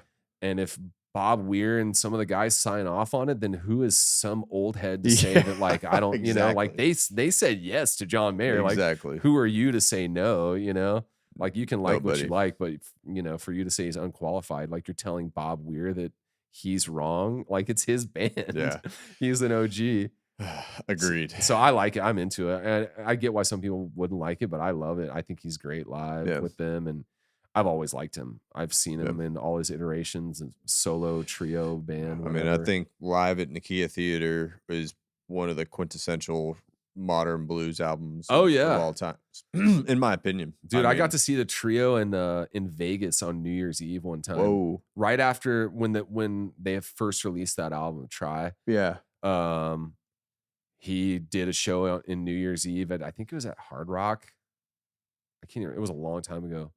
Like probably 2008 or Wow. 9, whenever the album came Yeah. out. And Bob Saget came out and counted us down to midnight. That's cool. And then they played Bob played a Saget. Talking Head song at midnight. What song was it? Once in a Lifetime. It was a cool show. I just went on a whim. Me and my buddies bought tickets on probably the 29th of December. Nice. Drove Oh, out you to drove? we drove to Vegas. We were like broke college students at the Yeah. time. It was not a wise financial choice. I don't even remember. I think maybe my brother had a hookup on free rooms or something. I don't know. We made it happen. It was a sick show. Dude, that's awesome. I Yeah. mean, yeah, I'd pay a lot of money to see the John Mayer trio live, because I mean that's what when I was first really getting into blues and guitar, I mean that's who was playing blues Oh, and, yeah. and doing it right. In my, Yeah, he's and awesome. so like so coming back to Austin music, what do you think about the term live music capital of the world from where you sit? I like it. I think it's a marketing slogan. That's what it's always It's what it been. was founded on. That's what it was meant to be. Yeah. I know the lady that came up with it, Nancy Coppell. She's a friend. Nancy Like, Coppell. she's like one of the OGs of Austin live music. She came up with that in like the early 90s, I think. And she's the one that created the music program at the Austin airport. Have you ever seen a band or an artist at the Austin airport? Same lady that Really? came up with the live music capital of the world. Same lady, Nancy Coppell. Wow. And she's the Armadillo Christmas Bazaar. Uh-huh. She books all the music at that. So you ever gone to that, seen a band? That's her, live music Oh, capital of the man. world. Same lady. Okay. She also has a foundation called Home, which is it's housing opportunities for elderly musicians. Or Yeah, something. aging Austin musician. Yeah. yeah. I've That's seen her that. thing. Oh, okay. Yeah. God, So I know that's a tangent of, she is the creator of that phrase and like is still very intertwined in Austin music. As far as the phrase, I like it. I think it's a good marketing slogan for Austin. I think it's accurate. I think the only places that are even close are New Orleans and Nashville. And I think Austin has them beat. If you think about the variety of genres, Austin is winning, you know, like if you put them head to head, if you put Austin country versus Nashville country, obviously Nashville is going to win. you put Austin funk and jazz against New Orleans funk and jazz, obviously New Orleans is going to win. Hmm. But we have such a variety of live music. And I think it started because there was like a factual basis to it. Like most live music venues per capita or per square mile or Oh, so, I see. there Yeah. is a calculation to it Yeah. why they called it that. And I think whatever that thing is still true. Whether it's per capita or I don't know, it's something like that. It's has something to do with the live music venue density of Austin. So it's like it is a marketing slogan, but I think there is some fact rooted in Yeah. it as well. Huh. But I mean, people think that all over the world. Like, who are we to say that it's not that? I know a lot of people in Austin will say, "Oh, it's changed." Well, yeah, it's always Of changed. course, Like and it's going to not continue to. it's not outlaw country anymore. It hasn't been Yeah. for 50 years, 40 Right. years, but it's Yeah. still something. Willie's still here. Yep. I think, it's definitely gone through changes, and there's been a lot of people moved here that changes the landscape of things. But where else can you go out on any night of the week and see any type of music that you want all over the city, Yeah. Never really. I mean, I ask everybody that question. Everybody has a different answer, and I never really thought about it from a perspective of just genre, just breadth of genres that have a success, not just that play here, but like, Yeah. I think that that's what sells it for me. Like, yeah, because I've kind of gotten into the discussion or like, because I know local guys that don't like it, that mm, don't think that it's real. Well, I'm like, well, okay, so who would you put up? And they'll say it's always either New Orleans or Nashville. There's nowhere else that they would put up. Like, no one's saying New York City or LA. I mean, maybe from a literal term of just walking down the street, but still, like, walk down fucking Rainy Street, Yeah, walk but down in Sixth like New Street. Orleans, you can only do that on two streets. Yeah, yeah, Like which and there it's great, but one like Bourbon Street, it's more like Sixth Street, and then Frenchman Street is sick, yeah, but it's like that's Frenchman Street is like 2 blocks, yeah, you know? right. So it's like it's really cool. I love Mm-hmm. it. And then like Nashville, they got two streets, and like one Yeah, of them is like Broadway is like it's Sixth like Street, Sixth and then Street. whatever Yep. the other one is, I can't remember what it's called, Perner's Alley. Maybe they have a couple areas, but I Yeah. still think because of Austin's diversity in music, they probably still earn that title, even though it's maybe not as big as it was, or as kind of as big of a gap as it used to be. I still Mm-hmm. think it is, Yeah. and I think I wouldn't I wouldn't argue against it. I don't think there's a strong case for either of those cities against it. If you're talking about like general wide breadth of live music, Yeah. It's a good answer, man. Well, I appreciate you being here. It's Hell been yeah. really good catching up and getting to know your story and your place in Austin. So you got your show, you say next week? Yeah, I got one next week. I'm playing tonight, Yeah. but Where? I'm playing tonight at Continental Club Okay. with Flyjack, which is a band we didn't talk about. Oh, shit. Funk band. I know there's too many. Well, I mean, And I'm like kind of part-time with them. They Okay. actually played my wedding. And now I play with them. I wasn't playing with them at the time. I would sit in with them from time to time. But yeah, just awesome local funk band. All right. Tonight at Continental. And then yeah, next week, still Austin. Week after that, I got the 2 jam band tributes are playing at Radio East on the 5th. It's a good venue, man. Yeah, that'll be my first time playing there. I'm excited. I've been out there. It's a great spot. I love seeing like venues succeed outside of downtown. Yeah. Because I think we need that. Yeah. Especially like getting older and like a lot of people that support live music like not wanting to be downtown as much. I'm raising my hand for those who can't see. Yeah, that's one of the I mean, closest like, ones to you probably. Yeah. I mean, and to your point, man, like I've been going downtown a lot more just to go support my buddies. My buddy Reed hosts a show called Local Sets ATX. Oh yeah. I heard about that. And so I'll go down, but dude, just like dealing with parking and dealing with crowds, and I don't, having to pay for an Uber. I'd much rather go to, like you said, a spot like Radio East, watch a dope show, Yeah. and get out. And that is becoming more and more frequent in town. So Yeah, I'm happy with I it. think people are just looking for Alternatives. that, Yep. like, and even if it's people in my scene that have spent so much time going to the same venues, like Yeah. they just want to switch it up a little Yeah. bit. Like that's one thing we try to do when we're booking, public shows is try to go to places that we don't go all the time, like this Still Austin thing. Like, yeah, let's try something different. It may work, it may not work, but we'll see, you know. Whatever works. Well, cool, man. Appreciate you being here. We'll talk to you soon. Yeah. All right, man. Thanks for listening. Know someone we should talk to? Give us a shout on Instagram at Austin Music People. Tell your friends, tell your family, and get out there and support Austin music.